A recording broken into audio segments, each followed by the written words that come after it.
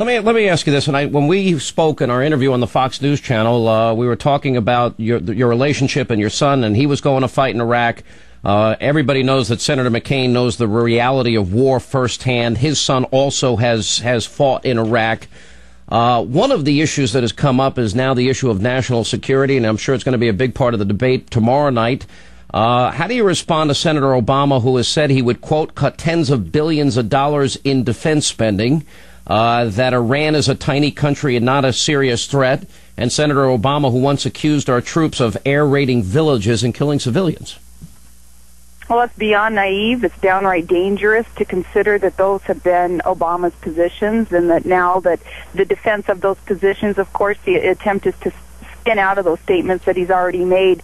Cutting off or proposing and voting for cutting off funding for our troops while they're in a war zone is so reckless and so political. And Biden had even called Obama on that one. Remember, he said, Obama, your move there was political, and it's going to cost lives.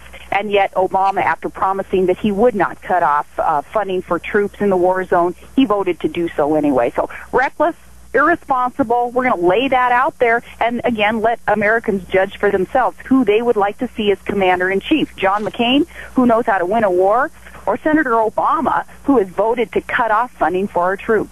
Let me ask you this, Governor. Obviously, the nation's going to be watching. This is an important debate tomorrow night. I know you've been in a couple of interviews where, you're sort of hit with this pop quiz mentality of some of the news media.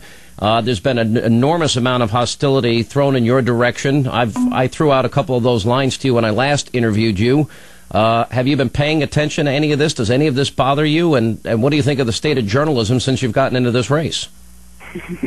Well, the state of That's a loaded question, by the way. But well, the state of journalism has changed a bit since I received my degree in communications and journalism all those years ago. Yeah, I think some things certainly have changed, and in this fast-moving news cycle that we're on, I know that their whole motivation in the industry is just to get more news out there on the air, regardless of truth in it. And I think that's kind of sad. And I think that Americans, too, are starting to call mainstream media on it. I know it's dangerous to pick a fight with anybody who buys ink by the barrelful, but, I care so much about our freedom of the press, and I want accountability even in the press. And, I want to do my part to lay it on the line, tell the truth, but also call foul when the media pulls something that is not fair, it's not right, because that ultimately harms the electorate. When they do not have clear choices, when they cannot figure out a person's clear opinion or position on an issue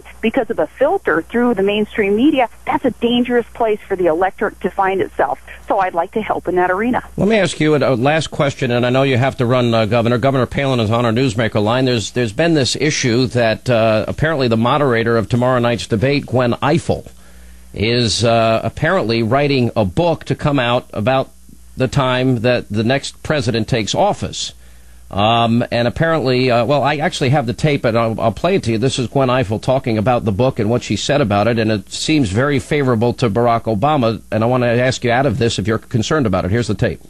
My name is Gwen Ifill. I am the moderator and managing editor of Washington Week and a senior correspondent for the NewsHour with Jim Lehrer. The title of the book is The Breakthrough: Politics and Race in the Age of Obama.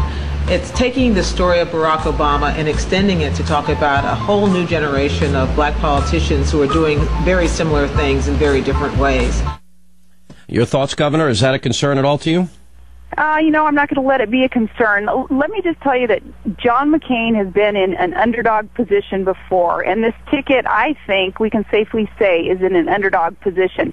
But that just makes us work harder. It makes us want to communicate even clearer and more profoundly with the electorate, letting them know what the contrasts are between these two tickets. It's motivating to me even to hear Gwen's comments there, because, again, that will make us work that much harder, and that provides even more fairness and in objectivity and choices for the voters on November 4th if we try that much harder. All right, Governor Sarah Palin will be in St. Louis. We'll see you there tomorrow and hopefully out on the campaign trail. Governor, thank you for spending time with us today. We appreciate it. Hey, thank you so much. Talk to you soon. Okay, talk soon. Quick break. We'll come back. It's the Sean Hannity Show. We'll continue. Some people get it.